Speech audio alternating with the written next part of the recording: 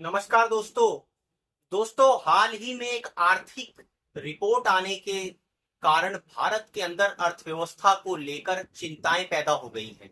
और दोस्तों, वैसे तो हालांकि ये सरकार बहुत ज्यादा आंकड़े रिलीज नहीं होने देती है जिससे अर्थव्यवस्था के बारे में जो है वो डीपली पता चल सके, लेकिन कुछ गिनी चुनी हुई संस्थाएं जो आर्थिक सर्वे करती हैं, जो इंडिकेटर दिखाती हैं, अगर हम उनके आंकड़ों को देखें तो इस बार दोस्तों नुवामा की रिपोर्ट जो है वो भारतीय अर्थव्यवस्था के ऊपर आई है। और इस रिपोर्ट से ये शंका पैदा हो गई है कि क्या भारत की जो अर्थव्यवस्था है वो सिकुड़ रही है, डूब रही है, या मंदी के अंदर जा रही है। दोस्तों, ऐसा क्यों कह रहे हैं दोस्तों? इस रिपोर्ट के अंदर कुछ इंडिकेटर हैं जो लगातार ये चिंता पैदा करते हैं, ये दिखाते हैं कि भारतीय अर्थव्यवस्था में आखिर हो क्या रहा है। आखिर ये जो बड़े बड़े ढोल पीटे जा रहे हैं कि चौथी बड़ी अर्थव्यवस्था बना दिया है, उसकी सच्चाई आखिर है क्या? दोस्तों, जो आदमी, याद रखिए, आंखों का अंधा होता है वो तो फिर भी सरवाइव कर जाता है, लेकिन जो अकल का अंधा होता है दोस्तों, उसका सर्वाइवल कभी भी नहीं हो पाता है। इसलिए हम अकल लगाकर इस रिपोर्ट को समझने की कोशिश करते हैं और मापने की कोशिश करते हैं कि कितना ये सटीक है या सही है। दोस्तों, पहला जो नुआमा की रिपोर्ट में इंडिकेटर है वो ये बताया गया है कि जो बैंक क्रेडिट रिपोर्ट है, कहने का मतलब ये है जो बैंक बिजनेसमैनों को कर्जा देता है, जो बड़े बिजनेसों को आप ये मान के चलिए कि एक तरह से लोन देता है कि भैया तुम जो है बिजनेस करो, पैसा कमाओ, और बदले में हमें भी जो है वो ब्याज के साथ पैसा चुकाते रहना। तुम्हारा धंधा जैसे जैसे बढ़ेगा तो हमने जो पैसा दिया है हमें भी पैसा ब्याज के साथ वापस मिलेगा। तो दोनों की बल्ले बल्ले होती है, वहां जो बिजनेस है वो भी ग्रो करता है और बैंक को भी उससे प्रॉफिट होता है। तो वो जो बैंक क्रेडिट रिपोर्ट है वो पिछले साल की तुलना में, पिछले साल जून 2024 में 16% थी और इस बार वो सिर्फ 9% रह गई है। अब इससे सवाल ये खड़ा होता है, क्या लोग, बिजनेस वाले बैंकों से लोन लेने नहीं आ रहे हैं, क्रेडिट लेने नहीं आ रहे हैं, या बैंक दे ही नहीं रहा है? आप समझिए। अब कहने वाले तो ये कहेंगे कि भैया लोग बाग जा ही नहीं रहे हैं वहां लेने के लिए लोन, तो इसीलिए डाउन हो गया होगा, लेकिन सच्चाई इसके उलट है।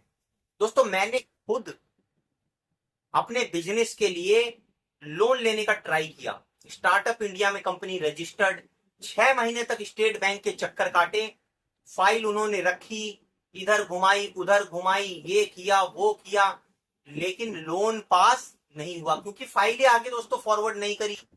एक बार करी, अटका दिया उसको, और धक्के वहां पे खिलवाते रहते हैं, चक्कर लगाते रहो। तो जब आपको साल 6 महीने आपको चक्कर कटवा देंगे तो जाहिर सी बात है भैया, पैसे से ज्यादा कीमत होती है समय की। अगर आपको समय पर बिजनेस में पैसा नहीं मिलेगा तो जब आपका समय निकल जाएगा उसके बाद आपको पैसा मिलेगा, उसकी कोई वैल्यू नहीं है दोस्तों। तो कहने का मतलब ये है, समय पर बिजनेसमैनों को, स्टार्टअप्स को, जो छोटे उद्योग करने वाले हैं उनको पैसा ही नहीं मिल पाता है।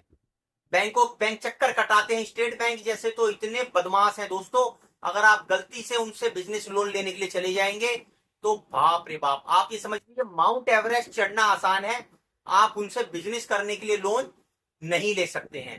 तो वो जाहिर सी बात है दोस्तों की कमी तो इसमें होनी जायज ही है, और अगर करते भी होंगे दोस्तों तो वो बड़े बिजनेसमैन होंगे, बड़े पूंजीपति होंगे। क्योंकि मैंने एक अंदरूनी तौर पर भी बैंक के अंदर ये जानने की कोशिश करी कि इस समय लोग बिजनेस लेने के लिए बहुत आतुर है दोस्तों, क्योंकि हर किसी के बिजनेस का जो टर्नआउट है अगर कम होगा, उसको पैसों की दिक्कत आएगी, या अपने धंधे का, अपने बिजनेस का एक्सपेंशन करना है तो वो पैसा लेने के लिए बैंक के पास जरूर जाएगा। लेकिन जब बैंक आपको चक्कर कटवाता है या आपकी एक्सपेक्टेशन के अनुरूप आपको पैसे ऑफर नहीं करता है तो आप उस पैसे का लेकर क्या करेंगे? तो जाहिर सी बात है दोस्तों, इसमें 16% से घटकर 9% इसका आ जाना, जब धंधे को पैसा ही नहीं मिलेगा तो फिर आपकी अर्थव्यवस्था क्या कर लेगी? आप क्या कर लोगे जब बिजनेसमैनों को पैसा ही नहीं मिलेगा, लोगों को नौकरी चाकरी नहीं मिलेगी, धीरे धीरे वो बंद करके घर में बैठ जाएंगे। तो पहला इंडिकेटर दिखाता है कि बैंक क्रेडिट रिपोर्ट जो है उसमें लास्ट ईयर की तुलना में इस साल घटौती हुई है, 16% से 9% पर आ गया। दूसरा इंडिकेटर दोस्तों समझते हैं, जीएसटी जो कलेक्शन है वो भी घट गया। आप ढोल बजाकर सरकार बोलती थी इस बार जो है 1 लाख करोड़ का जीएसटी कलेक्शन कर दिया, इस बार 1.5। अरे भैया जीएसटी कलेक्शन तो तुम टैक्स वसूली कर रहे हो, अंग्रेज भी टैक्स वसूली करते थे, लगान वसूली करते थे यहाँ की जनता से, उनका खून चूस कर उस पैसे को निकाल लेते थे। वो बेचारे प्रॉफिट में हो लॉस में हो, लेकिन जीएसटी तो उनको भरना ही भरना है, क्योंकि उसमें जो दूसरे पैरामीटर हैं, एम्प्लॉय की सैलरी है, प्रोडक्ट की लागत है, इन्वेंट्री फंस जाती है, एक्सपायरी झेलना, वो सब करते करते कंपनी की हालत वैसी पतली हो जाती है। तो जब भैया जाहिर सी बात है, जब आदमी देखेगा घाटे में मेरी कंपनी जा रही है, वो प्रोडक्ट बनवाना बंद कर देगा, प्रोडक्ट बनवाना कम कर देगा, अपने धंधे को समेट लेगा। जहां वो 20 लाख रुपए का धंधा करता था, 10 लाख को इस करीब समेट लेगा कि भैया थोड़ा करो, कम कमाओ और बेमतलब का बवाल मत पालो, एक्सपायरी ना हो, इन्वेंट्री ना बढ़े, आउटस्टैंडिंग ना बढ़े, दुनिया भर के पचड़ों से बचाएगा वो, मैन पावर भी कम कर देगा। तो उससे होगा क्या कि एक टाइम तक तो आप लोगों को टैक्स लगाकर उनके धंधे को निचोड़ लोगे, लेकिन अंतोगत्वा क्या होगा कि आपका जो टैक्स कलेक्शन है वो भी घटेगा। तो इस बार दोस्तों देख लीजिए आप, 11% से घटकर आ गया 6.2% पर। अब उसके बाद तीसरा इंडिकेटर देख लीजिए, जो पैसेंजर व्हीकल सेल है, मतलब जो लोगों को ले जाने वाली, जैसे जो बसें हैं, टेम्पू हैं, जो और दूसरी गाड़ियां हैं, जो पैसेंजर व्हीकल जिनको कहा जाता है, उनकी जो सेल्स ग्रोथ है वहां पर भी डाउनफॉल है। उनकी ग्रोथ जो है 7% से गिरकर 2% पर आ गई है। अब आप लगा लीजिए कितनी डाउनफॉल हुई है। भैया लोग पैसेंजर व्हीकल लेकर क्या करेंगे, तुम्हारा टोल इतना देना है, गाड़ी को खरीदने में इतनी महंगी, उसकी किस्तें इतनी बन जाती हैं। अभी दोस्तों मेरे को एक व्यक्ति मिला जिसने मतलब कर्जा लेकर एक वैगनार निकाली, और उस वैगनार को निकालकर उसने कहा भैया मैं ओला उबर में लगा दूंगा और मैं पैसे कमा लूंगा। अब वो बेचारी ने घर के जेवर गिरवी रखकर किसी तरह से कर्जा उठाकर वो वैगनार निकाली। लेकिन वो मेरे से कह रहा था दोस्तों कि भैया मेरे को कोई नौकरी दिला दो 10-20 हजार रुपए की, मैं नौकरी कर लेता हूं, क्योंकि इसकी किस्त निकालने का पैसा भी नहीं आ पा रहा है और मैं बहुत बड़े आर्थिक संकट में फंस गया हूं। तो आप समझ लीजिए, जब आप गाड़ी निकालना आपके लिए घाटे का सौदा हो रहा हो, तो पैसेंजर व्हीकल सेल्स की ग्रोथ तो घटेगी ही घटेगी। क्यों निकालेगा आदमी भाई, कर्जा लेकर वो बेचारा मर जाएगा। इससे बढ़िया वो सोचेगा 10-15-20 हजार रुपए कर लूं तो वो तो बचेंगे। सवेरे से शाम तक धक्के खाएगा सड़क पर, और उसके बाद उसको अगर 15 हजार रुपए मिलेंगे, इससे बढ़िया तो वो नौकरी कर लेगा कहीं जाकर। तीसरा दोस्तों इंडिकेटर के बाद जो चौथा इंडिकेटर है वो है रियल इस्टेट की ग्रोथ। अब आप समझ लीजिए, सरकार कह रही है भैया बड़े मकान बिक रहे हैं, लोगों के पास पैसा आ रहा है, होम लोनों की संख्या बढ़ रही है। भैया होम लोन की संख्या बढ़ रही है और लोगों के पास बहुत मकान लोग खरीद रहे हैं, तो तुम्हारा ये रियल इस्टेट का ग्रोथ क्यों गिर रहा है? 28% से गिरकर आ गया 4% पर।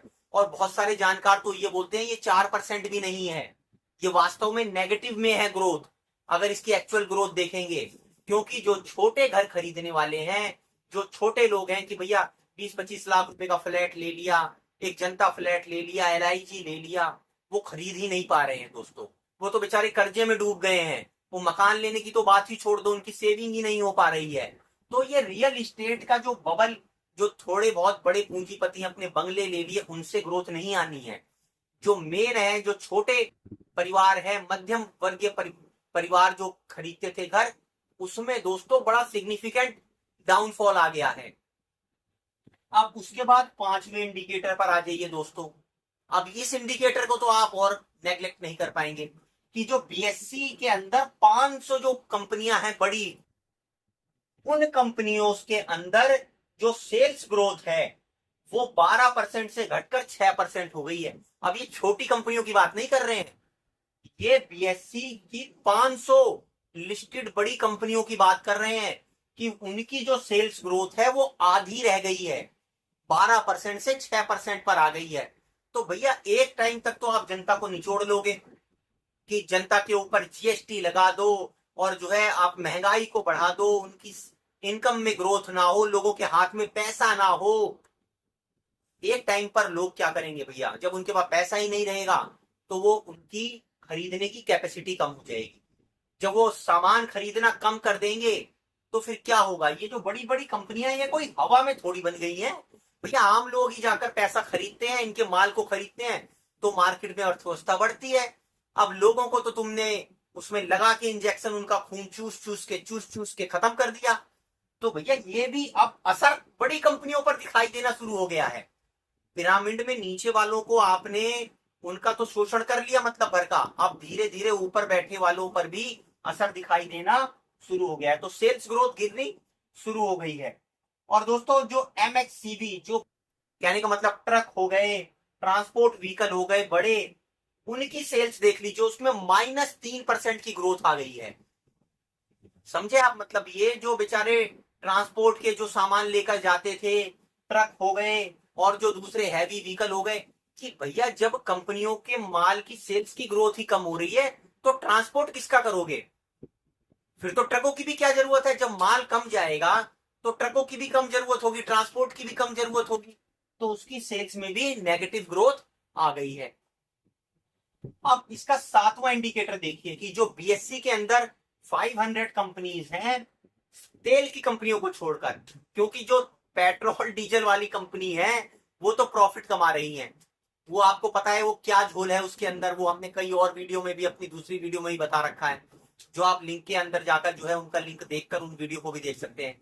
तो तेल कंपनियों को छोड़कर जो 500 बड़ी कंपनियां हैं उनकी जो प्रॉफिट ग्रोथ है वो 21% से गिरकर 10% पर आ गई है। प्रॉफिट ग्रोथ भी उनका गिर रहा है, एक तरफ सेल्स का ग्रोथ भी गिर रहा है, दूसरा प्रॉफिट का ग्रोथ भी गिर रहा है। अब जब उनका सेल्स भी गिरेगा, प्रॉफिट भी गिरेगा, तो क्या वो लोगों को हायर करेंगे?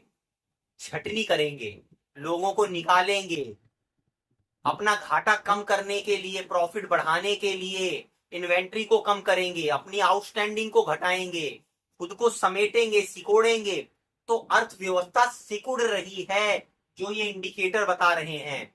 अब दोस्तों इन 7 इंडिकेटर को मैंने आपके सामने रखा है। अब आप अपने अनुभव से, जो आपके अपने निजी अनुभव हैं, वो हमें कमेंट कर कर जरूर बताइए कि क्या वास्तव में अर्थव्यवस्था सिकुड़ रही है या आपकी बल्ले बल्ले हो रही है। दोस्तों हमारे वीडियो को लाइक और सब्सक्राइब कीजिए ताकि इस तरह की और वीडियो हम आपके लिए ला सकें। धन्यवाद।